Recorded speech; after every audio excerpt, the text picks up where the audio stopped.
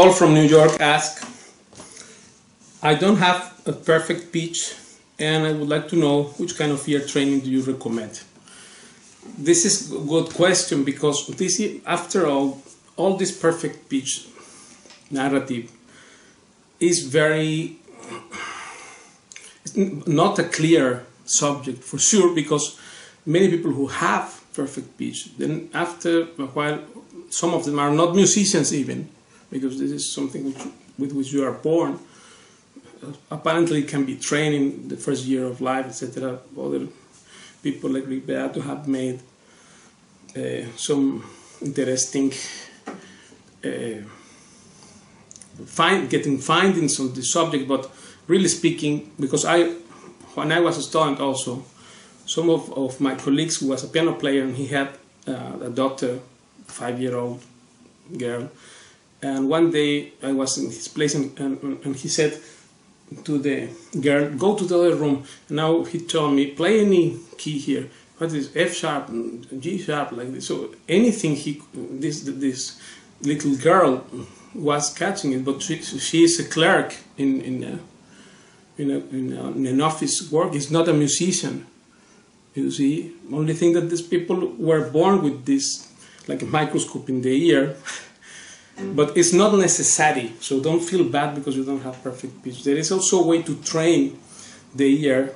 For instance, Paco did not have this perfect pitch. Mozart did have it, but other composers maybe don't have perfect pitch and still are great musicians. Which means that you don't need it. If you have, that's great, but if you don't have, because after all, having perfect pitch will also not make you necessarily be efficient in technique or as a player. So this is just one thing which have been overvalued and like puffed up to the when you analyze its really intrinsic value as a musician. So this ear training, therefore, in our lessons, what we do for people that want to do ear training, which is very important, there are several things, but learning rhythm, you know, to decipher rhythm signatures, odd beats or just normal tempo. In flamenco we play generally two things, 12 beats and 4/4, so it's easy, but still there is some training there for that, on which I have private videos. On Skype I have a method to teach that from the scratch. This is regarding rhythm, and then ear training harmonically, if that is the part that you meant, harmony or how to learn chords by ear. This guy who had that, my colleague, the piano player, Hector Espinosa was his name, and he was a great player, recently passed away unfortunately, but this guy, he helped me a lot. Of course, I learned many things from him, and he was anywhere in the subway and said, give me a paper or napkin, and he started writing chords in Roman numerals.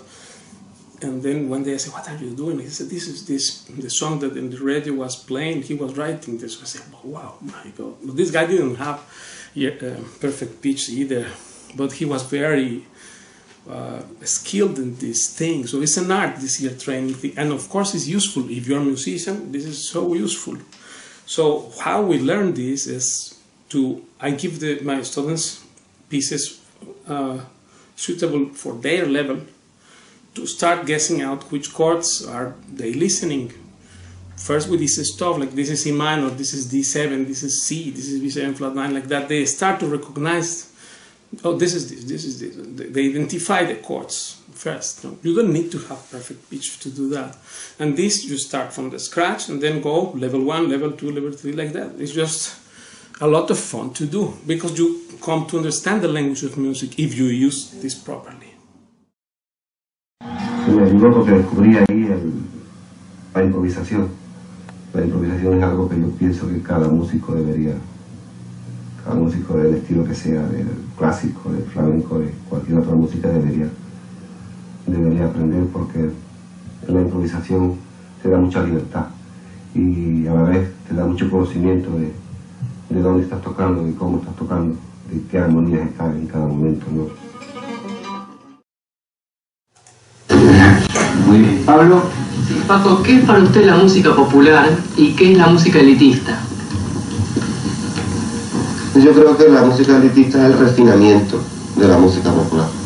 Por ejemplo, el flamenco. El flamenco originalmente es una música popular, una música del pueblo de Andalucía.